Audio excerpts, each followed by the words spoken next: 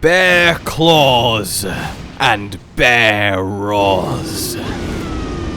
Guys, we're so back. Hello, my fellow Tarnished, and welcome to this new patch 1.13 build. It's taking advantage of two delicious buffs. One to an already pretty damn good weapon that's really pushed it over the top into ridiculousness, and one to a thematically awesome but very underwhelming incantation that's taken it to a very usable solid addition to any well-rounded bear build experience. Add in a few other little bits of spice and or cherries on top, and you have yourself an absolute monster of a setup, as you are immediately seeing. Red Bear Hunt hits so hard now. For those that don't know, the Ash of War of the Bear Claws then is a 3-hit combo, so you hit literally 3 times with the actual claw itself, but each swipe also leaves this shredding and yes, bleed applying wind that hits an extra 2 times. That's a lot of hits very quickly, and it just so happens that's enough hits to absolutely amp to the maximum all of your multi-hit power boosts, your Rotten Wings, your Millis Prosthesis, your Stony Tia, which means just one cast of this Ash turns all of your further ones, and indeed all of your normal attacks and everything else, into absolutely apocalyptic level boss deleting powerhouses. Which is why initially the Red Bear's Claw was just on the edge, on the barrier of really good, one of the best DLC weapons. But now we've had this patch, and it's been buffed, as I said. More attack power, which honestly I don't even think it necessarily needed, and more importantly, poise while using it. It's a quick-ish combo, but it was still a little bit tricky to get the full thing off. Now you've got a little bit of extra help and can ignore minor hits and fully execute it. That helps massively on something like Midra for his little stabs or his madness beams that you can just shred him through. It really is noticeable, and it's a change that, well, as you're seeing, really pushes it over to the edge into brilliance. And then, as we talked about, the Roar of Rugalea. Increased poise damage and attack power. Now, it really did not do enough damage before. It was kind of pathetic. It already had fairly good poise damage, but I won't say no to even more of it. And now we do have a decently hard-hitting absolute destroyer of small dudes. Right? Like any NPC, fight, invasion, anything that you can knock around, like Anna and Yamiya here, you can just yell at them to death, doing comfortable, good chunks of damage while they literally cannot touch you, or just AoEing crowds of enemies. It adds a really fun dimension that you might as well use with the Bear Claws for not just maximum thematicness, but it's a really good companion to it.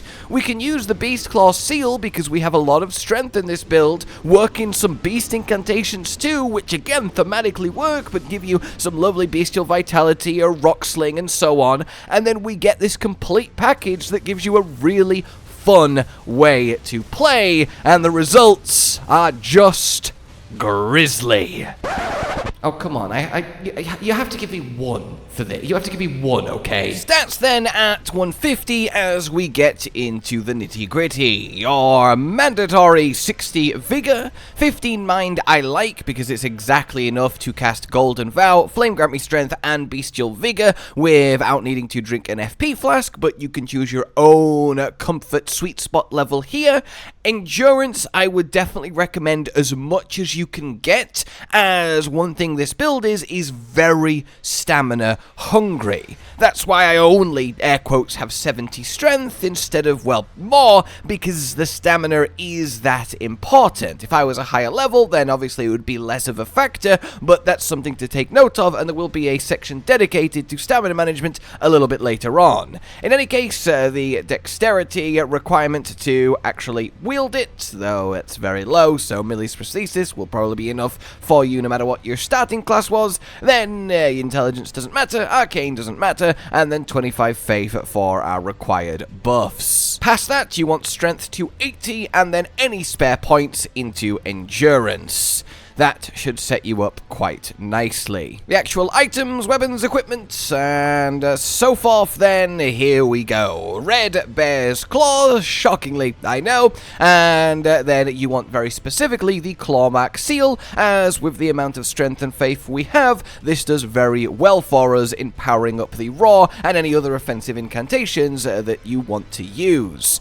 We want the White Mask, as of course we will be applying a hefty amount of bleed, even though it doesn't scale with arcane. The sheer number of hits from Red Bear Hunt really do power up that blood loss meter. The rest, for pure min-max, you want your Rakshasa armor for 2% damage apiece, though feel free to fashion, given there is literally just the perfect bear warrior set in the game.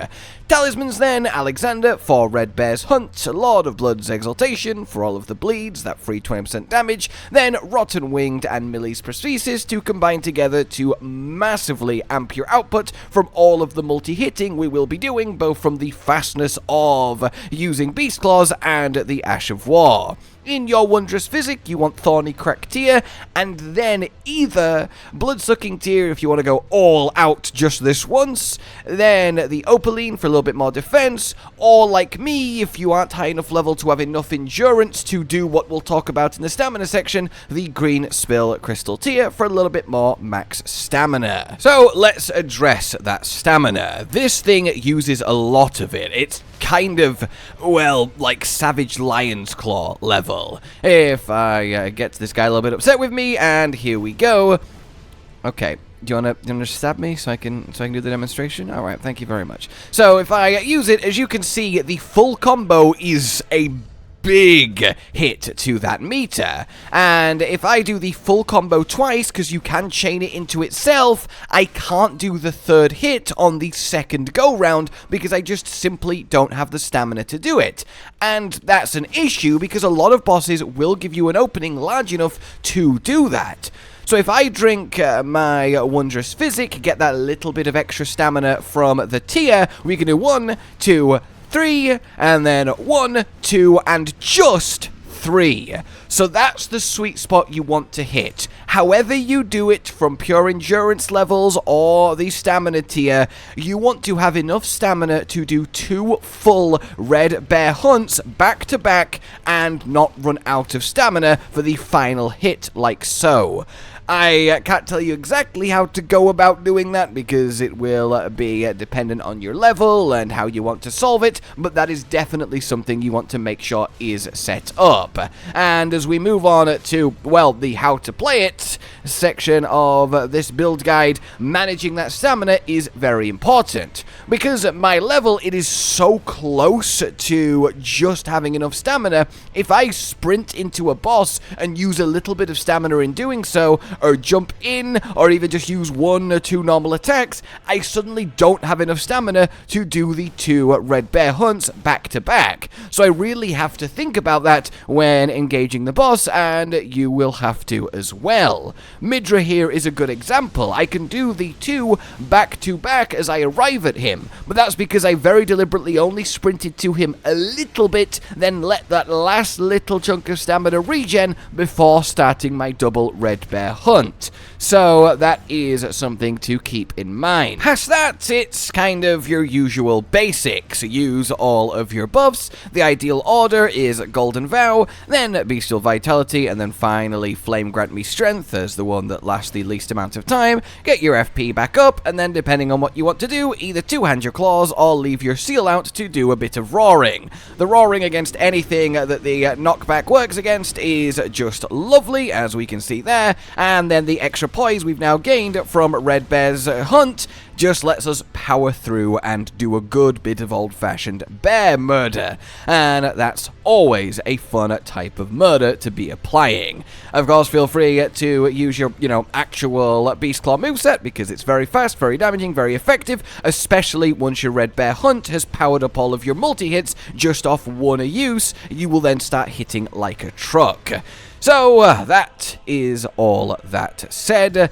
How do we get the items in question? Assuming you have everything from the base game, then, the two new ones of note are the weapon and the incant. So you get the Red Bear's Claws from defeating the boss in the Northern Nameless Mausoleum that you get to via a Spirit Spring around here, which the closest grace is the Ancient Ruins base. For the actual raw incant, you want to follow this whole down path. The closest grace is Ravine North, and then you'll find the bear boss right around here. Defeat it to get the raw. That then, ladies and gentlemen, is that. I hope you are as pleased as I am that full bear is now not just viable, but a pretty ridiculously potent and, of course, fun way to Elden your ring. It's a really satisfying setup and synergy, and honestly, the more Beast Claws get love, the better it is, because I really think they are a fun weapon class, and I really want them to exist as not just kind of worse claws and fists. In any case, then, let us know if there's anything else you'd like us to fully build from the patch, or just in general, but we do have a few more on the way, so do keep an eye out for that. For now then, like if you enjoyed this, subscribe and hit the bell for more. Consider supporting the future of the channel on Patreon down below. And until we meet again, a goodbye. Josh, Cotton, and Hollow with the videos, dropping the humor like a hammer on your tippy toes, bringing entertainment on a daily arrangement to take our insanity and turn it into entertainment. Yes, I said entertainment twice, to reiterate that it is nice to look into your faces on a mostly daily basis when you let us in your homes to make the whole world a stage. Goodbye.